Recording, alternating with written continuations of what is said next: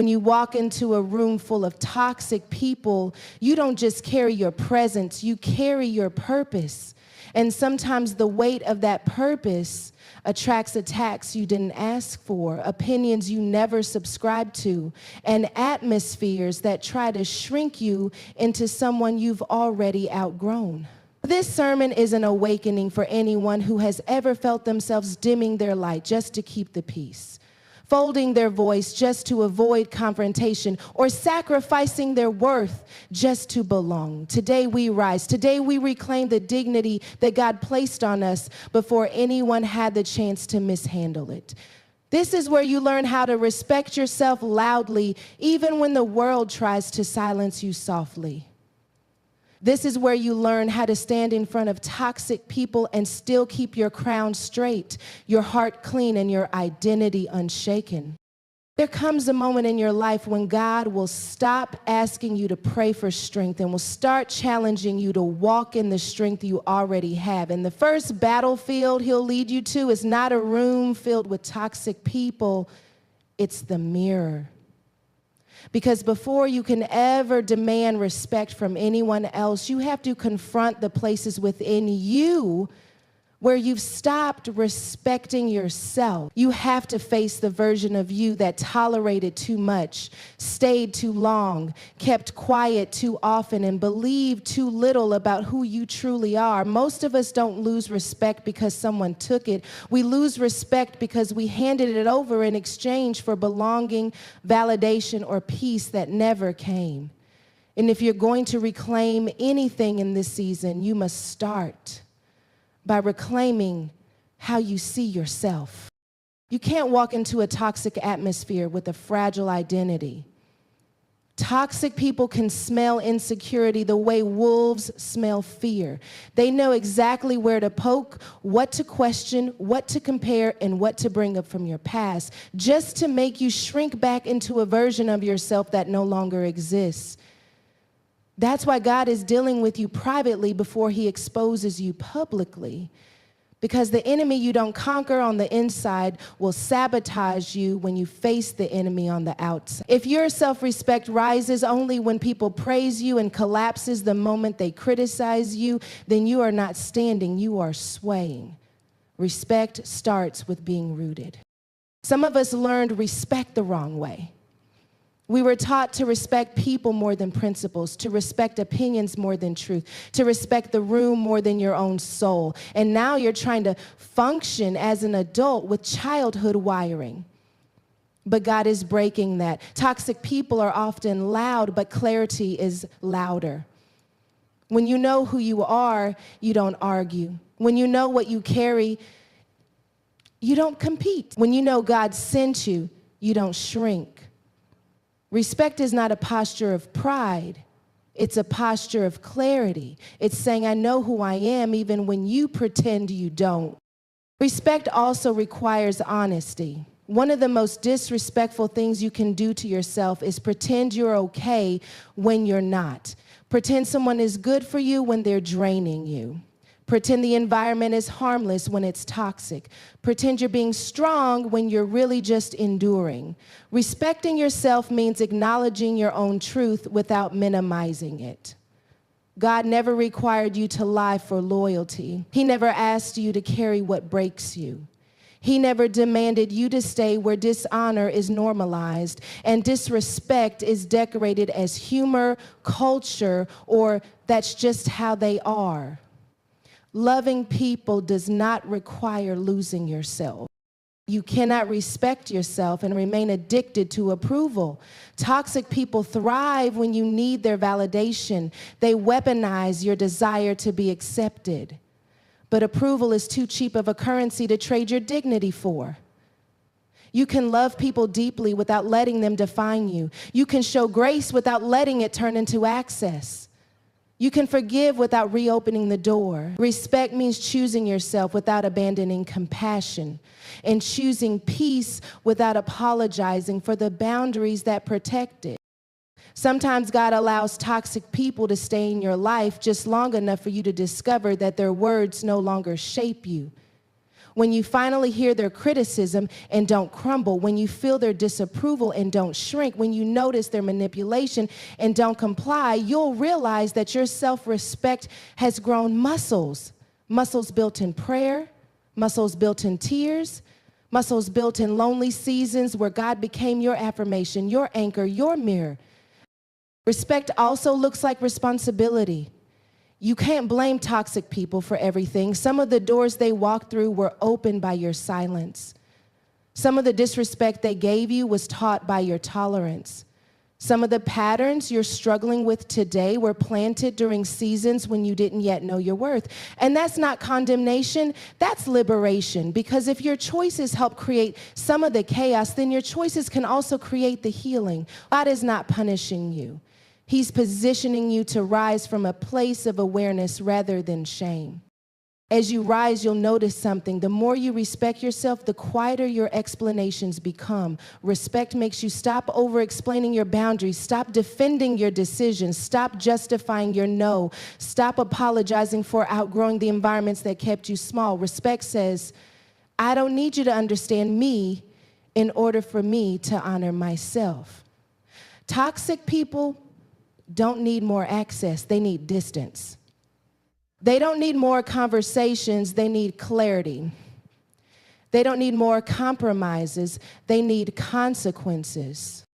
Respect is spiritual. It is warfare. It is reclaiming territory that the enemy tried to vandalize through insults, betrayal, manipulation, or emotional starvation. Every time you choose truth over appeasement, you reclaim ground. Every time you choose boundaries over chaos, you reclaim ground. Every time you choose dignity over desperation, you reclaim ground. Heaven backs you when you stand in the identity God gave you. And perhaps the most powerful thing about self-respect is this: it changes the room without you having to change your tone. When you walk in with identity, energy shifts. When you walk in with clarity, people who once dismissed you start paying attention. When you walk in with confidence, the conversations that were once loud with disrespect become quiet with realization. Toxic people do not respect you when you try to prove yourself. They respect you when you outgrow the need to. This is where God is calling you into a version of yourself that no longer bows to atmosphere, no longer bends to pressure, no longer breaks under criticism. Respect begins in the heart before it ever shows up in the room. Respect begins in the soul before it shows up in your voice. Respect begins with the revelation that you were never meant to be defined by dysfunctional people who couldn't even define themselves. There comes a season in your life where God stops letting you pray for peace and starts teaching you how to guard it. A season where the walls you build are not barriers, they're protection.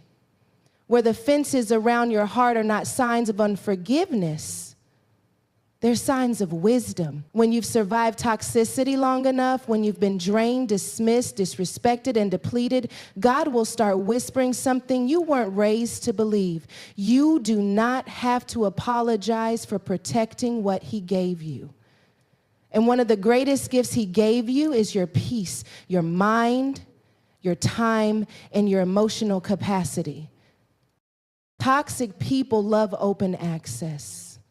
They thrive when your life has no boundaries and your heart has no locks. They grow bolder every time you say yes out of guilt, yes out of fear, yes out of conditioned politeness, yes because you don't want to seem rude, yes because you were trained to absorb instead of address, yes because you learned somewhere along the line that love requires losing yourself. But every time you say yes to something God didn't assign you, you are saying no to the life He designed for you. And boundaries are the way you reverse that cycle. Boundaries are more spiritual than you think. The enemy attacks people who have no walls, no filters, no discernment about who gets to speak over them, touch their emotions, or enter their sacred spaces. Boundaries are not unkind, they're holy. The Bible says, guard your heart above all else, because everything you do flows from it. When you fail to guard it, you allow toxic people to plant seeds of doubt, guilt, fear, comparison, and confusion. And then you wonder why you wake up drained after spending time with certain people. It's not because you're weak, it's because you're unguarded.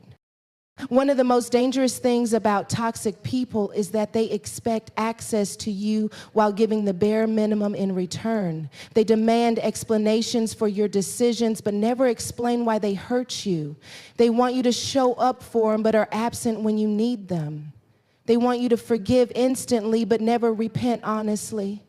They expect the VIP section of your life while giving you the general admission seat in theirs. And for too long, you've been letting them walk in and out of your life like it's a revolving door. But when God commands you to set boundaries, He is telling you to close the door gently, firmly, and finally. You don't need to host a conference to explain your boundaries. You don't need a sermon, a speech, a paragraph, or a 5-page essay. People who genuinely value you won't need long explanations. People who don't value you won't accept them anyway. And boundaries were never meant to convince anyone. They're meant to protect you. Toxic people will always paint your boundaries as disrespect because they were benefiting from your lack of them. They'll call your clarity attitude, your growth selfish, your healing distance, your silence rudeness, and your confidence change. Let them talk, let them misunderstand, let them mislabel. Your responsibility is not to manage their perception, but to guard your peace. One of the biggest lies you've believed is that protecting your boundaries means losing love. But the truth is the opposite. When you remove toxic people from full access, you make room for the right people to love you well. Boundaries sift relationships. They clarify intentions. They reveal who is with you because they honor you and who is with you because they can manipulate you. When you declare what you will and will not allow, people either adjust or exit, and either response is a blessing. You must also understand this: boundaries are not punishment, they're stewardship. You are responsible for your mental health, your emotional health, your spiritual health, and your purpose. If someone's presence consistently sabotages that, God is not asking you to pray harder. He is asking you to choose wisely. Just because someone has history with you doesn't mean they deserve access to your destiny. Length of relationship does not equal quality of relationship. If they are draining what God is building in you, then protecting yourself is obedience, not rebellion.